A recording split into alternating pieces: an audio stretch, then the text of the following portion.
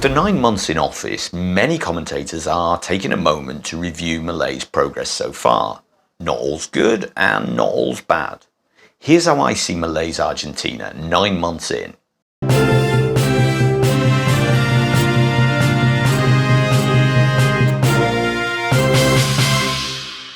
So President Milei and his cabinet have been in office for 9 months and have been hard at work. Milei has applied his self-proclaimed economic genius to the problem of inflation and has managed to head off the hyperinflation that was almost certainly coming with more Kirchnerismo. Annual inflation is just beginning to come down but is still very high, while month-on-month inflation has fallen sharply and given Milei and Finance Minister Luis Caputo something to boast about to potential investors. But down in the street, most of this is just numbers on spreadsheets. Macroeconomics means nothing when prices continue to rise and choices in the supermarkets grow fewer and fewer. With market deregulation, rents have more than doubled since the start of the year, and more than 50% of the population are now living in poverty and selling possessions or taking out loans to make ends meet. And 17% are categorized as destitute. Presumably that means living in the street. We'll get to those later.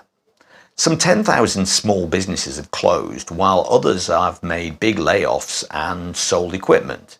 Along with government layoffs, this means unemployment is rising, but maybe it's less than expected at still under 8%. However, I've had direct experience of working for government back in the UK, and statistics like unemployment all depend on how they choose to count. Lies, damn lies, and government statistics, as they say. The V-shaped recovery that Milei had promised has failed to materialise, and it's starting to look more and more L-shaped. Inflation continues to run ahead of pay increases, and the normalities of a middle-class lifestyle that so many Argentines have enjoyed for so long are fast disappearing. Eating out used to be something that people did 2 or 3 times a week. Now it's a special treat, maybe once a month. And that means a slowdown in the hospitality sector, although that's being offset somewhat by increased tourism, with foreign visitors taking advantage of very favourable exchange rates. See my other videos on the dollar blue. The public healthcare service in Argentina works, but is often seen as an option of last resort.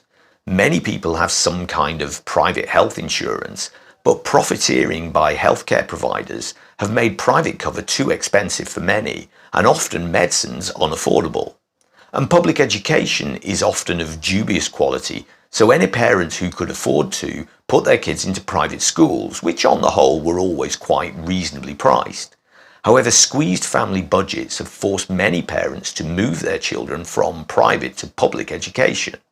Increasing unemployment, combined with the real value of income being eaten away by inflation, has reduced the spending power for most people, so the retail economy is grinding to a halt.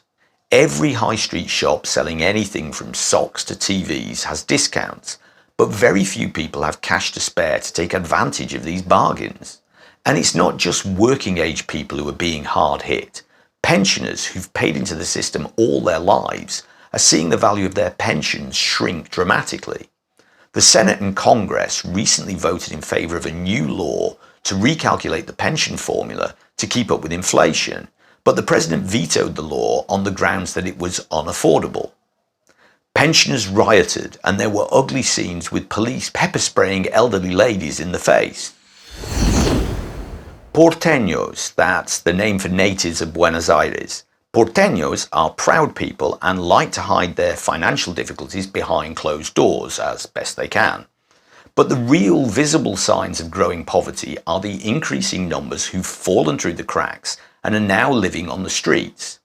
I can't really show photos of these people from both a practical and moral point of view, but some quite shocking sights have become so everyday that they fail to shock quite so much as they should.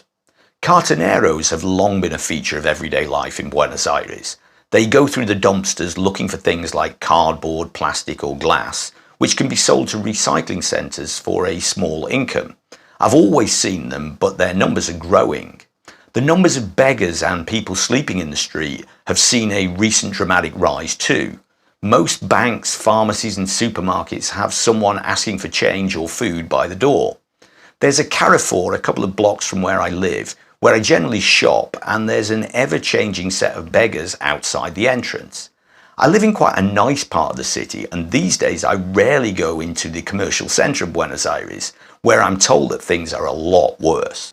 The winter's been cold, but down in the subway it's warm, so it's very common to see people sleeping on the benches or down at the ends of the platforms.